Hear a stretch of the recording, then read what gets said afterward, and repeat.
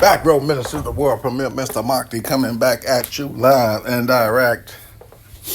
I just wanted to hit on something that, I've been seeing in the news more, which is more attention for Letitia James as she continues her fake war, which is what it is, a fake war on Donald Trump. It's a fake war because of war. It's a war she could never win. We talked about the criminal case, which New York brought up against Trump, which just was a way to keep him in the spotlight, which it did.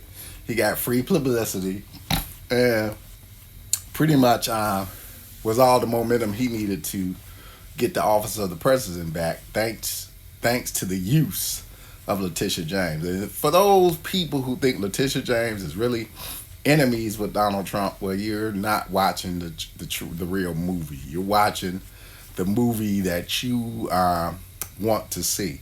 Letitia James is not Donald Trump's enemy. Even with the civil fraud suit getting overturned, you're not going into a judicial body full of judges that are Donald Trump's friends talking about taking his money and property. They're not giving you anything. These are Donald Trump's friends, his family friends. It's not going to happen. Remember, most of these judges were Democrats and appointed by Democrats. So you can't run it was the Republicans who did it. No, because that's the other part of the lie, that these people are enemies. Remember, Donald Trump was a big time New York Democrat for years before this MAGA turn. So that's another bunch of BS that goes along with this Donald Trump story. Reality is then, what is Letitia James doing all this for? What is Letitia James going after Donald Trump for? Well, number one is free publicity. She keeps herself in the spotlight. She acts as though she's fighting the ultimate evil, Donald Trump. And she could be good for the people in that way because, hey, I fought Donald Trump and I didn't back down for Donald Trump. But why? Why? Why is she doing all this? Why is she trying to remain in the spotlight and remain relevant? Here's why. Because in 2026,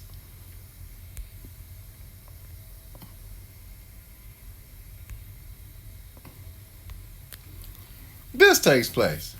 2026 New York gubernatorial election will be taking place in 2026. And right now, she's preparing to run for governor. Now, questions are, do other people run for governor as well inside of this? And I lost my other tab here that I want to get back. But are other people going to be running for this office? Well,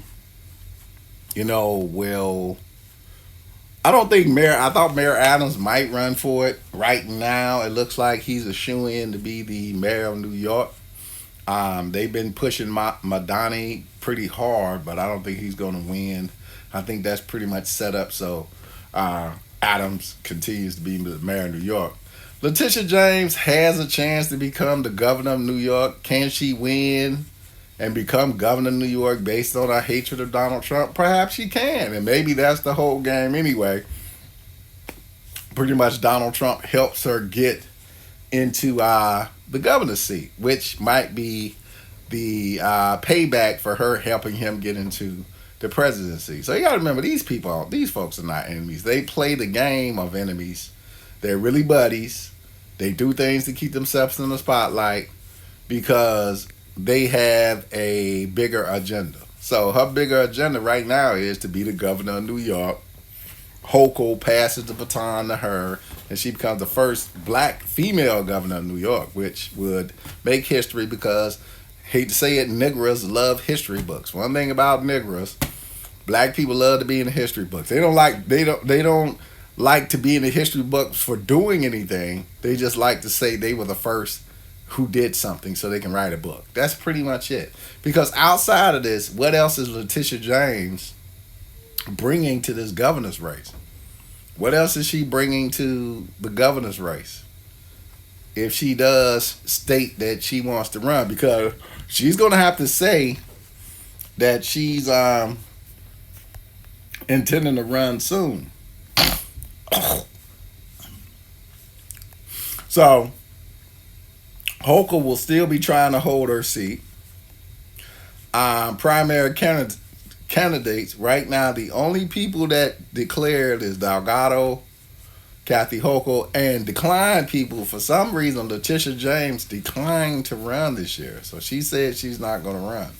So she's already declined. So she might be preparing for the next go round at governor, but she is trying to positioning herself. Right now, she's trying to become the attorney general again, but she's running for re-election. She might not get that attorney general seat again. That might be the problem with her running for attorney general right now.